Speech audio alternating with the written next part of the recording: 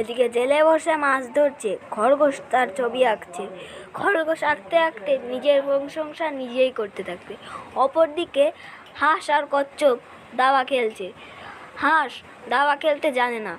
কচ্ছপ যেই তাকে দাবা শেখাতে যায়, সে বলে,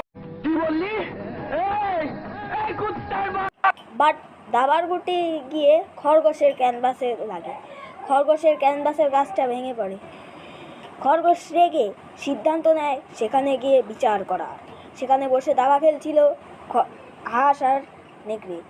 হাঁস তখনই তাকে দাবা খেলার চ্যালেঞ্জ দেয়। খরগোশ তাকে বলে, বাট নেকড়ে খেলা থেকে চলে যাওয়ার সিদ্ধান্ত নেয়। তার সঙ্গে খরগোশও চলে যায়। হাঁস তাকে ধরে নিয়ে এসে খেলার চ্যালেঞ্জ দেয়। কত হিম্মত একবার দেখি। বাট খরগোশের প্রথম দানেই